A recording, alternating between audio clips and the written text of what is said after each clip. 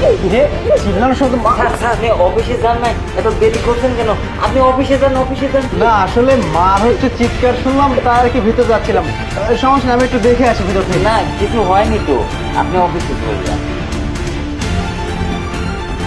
কিন্তু মা যে চিৎকার করলো আর নিমা মা এরা কোথায় কিছুই বুঝতে পারতেছি না। আচ্ছা, নয়ন আর আমিরুল কি অফিসে যায়নি? হ্যাঁ, ওরা তো অফিসে চলে গেছে। আর কোনো কিছু বলার থাকলে আমাকে বলেন, ওরা আসলে আমি বলে দিচ্ছি। ঠিক আছে, তাহলে আমি অফিসে গেলাম।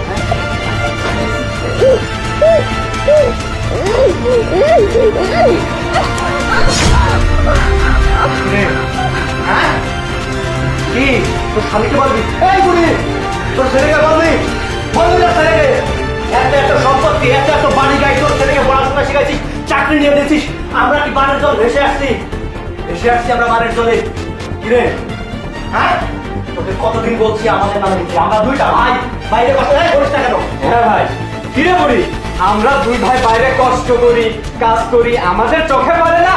খালি চোখে পড়ে তোর ওই ছেলেকে, তাই না? এই আমরা কি কাজ করি না? আমরা এত কাজ করি, আর আমাদের সম্পত্তি একটুকু দিস না, তোর ওই ছেলেকে দিস না? আমরা বানের জলে ভাইসে আছি। দেখ, তোরা কিন্তু অনেক বড় ভুল করতেছিস। আমার ছেলেকে আমি সবকিছু বলে দিব। আমার ছেলে কিন্তু পুলিশের চাকরি করে। হ্যাঁ, মা কিন্তু ঠিক কথাই বলছে। আমার স্বামী পুলিশ অফিসার। তোমাদের যে দুজনের কি অবস্থা করবে না, তোমরা ভাবতেও পারবে না। কি বলে দেখছো? পুলিশ অফিসার, পুলিশ অফিসার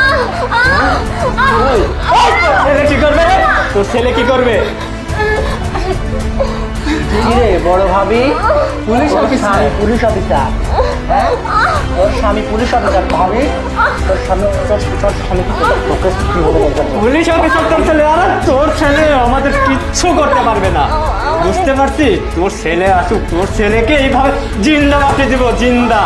আমাদের ছেড়ে দাও। ছেড়ে দিব? এই ছেড়ে দিব। কোনো কিছু করবো না। এই ছেড়ে দে, ছেড়ে দে, ছেড়ে দে। তোর শাশুড়িকে বল, তোর শাশুড়ির যে সম্পত্তি আছে আমাদের নামে লিখে দিতে। কারণ আমরা এই বাড়িতে পর্যন্ত আসতে পাই না তোর স্বামীর জন্য। তোর স্বামীর জন্য এই বাড়িতে পর্যন্ত আমরা ঢুকতে পারি না। আমরা দুইটা ভাই রাস্তায় রাস্তায় থাকি, রাস্তায় রাস্তায় কষ্ট করে বেড়াই। কেন? তোর স্বামী এত সুখের চাকরি করে আর আমরা এইভাবে কষ্ট করবো কেন? বল, তোর শাশুড়িকে বল। দেখো, শোনো না, তোমাদের তো অল্প দিয়েছে, তাই না? এই ভাই তোমরা তো থাম, এমনিতে- থাম, আমি কথা বলছি। তাই বুড়ি, তোর ছেলেকে বল ওই জায়গাতে সব সম্পত্তি আমার নামে করে দে, তাহলে তোর কাজ কিচ্ছু করবো না, বুঝতে পারছিস?